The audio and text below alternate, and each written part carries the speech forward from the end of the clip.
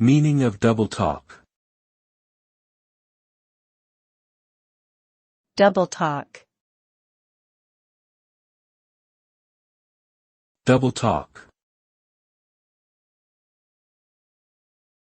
Double talk. Double talk. Double talk refers to language characterized by the use of deliberate ambiguity, euphemism, or obscure meanings. It can also refer to speech that is intentionally misleading or confusing. Double talk can be used for various purposes, such as to avoid giving a direct answer or to manipulate the listener's perception of a situation. In essence, it involves saying one thing while meaning another. This type of language can be frustrating and confusing for those trying to understand the speaker's true intentions or message.